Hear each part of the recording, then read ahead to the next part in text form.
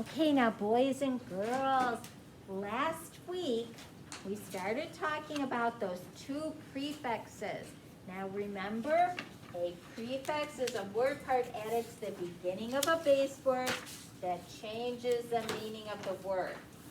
Now, one meaning of the prefix in is not. If we have incorrect, it means not correct. If we have indefinite, it means not definite. Incapable means not capable. Can you think of any other words that have in front of it, Teddy? Impossible maybe? It wouldn't be impossible. We're talking about in. Yes.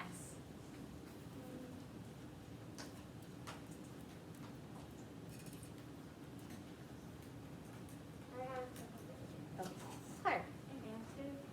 Inactive, not active. Very good. Logan. Incomplete. Incomplete. Yes, that's a good one. Meaning, what does it mean?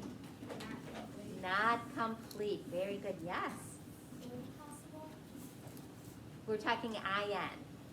There isn't the word impossible. It would be impossible. And that would be not possible. And that would be our prefix meaning from last week where im means not.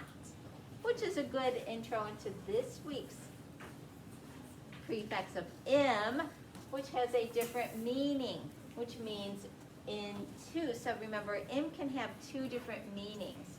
And so this week it means into. Now, into at the beginning of im can also mean into.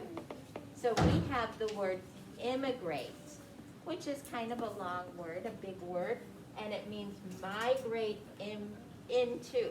Immigrate means migrate into, immigrate. Now we have the word imperil, put into peril. That means you put somebody into some sort of dangerous situation, imperil. Implant, plant into.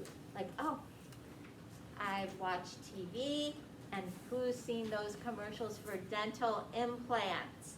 Has anybody ever seen those commercials? Clark's nodding. You've seen those commercials, haven't you? Where people go in and they put those false teeth in and they implant them into your jaw, into the bone. That's an implant. So they sink it, put it right in there, implant. So im can mean into. So when you're looking at the base word, you're going to have to think to yourself, is the word, does it make sense with not or into? You're going to have to play around with it. You're going to have to look at it. You're going to think, what makes sense? Which meaning is making sense with this word right now? So here's what we're going to do. We're going to work together to read the directions of our paper. It says, a prefix is a word part added to the beginning of a base word that changes the meaning of the word. One meaning of the prefix in is not. When you add in to a base word, the new word may mean the opposite of the base word. One meaning of the prefix im is into. What is the meaning of the prefix im?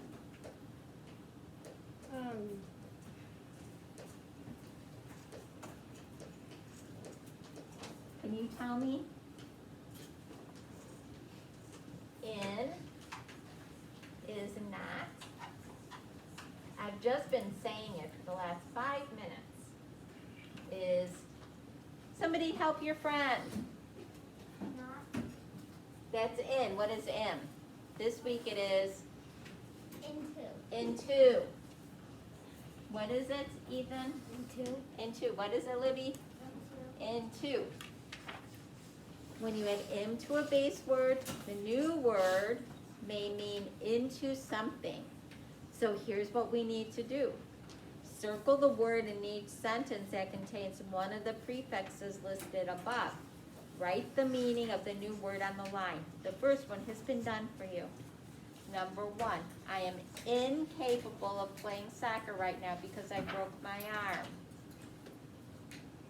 So incapable is the word, we had to circle it, and then we wrote not capable.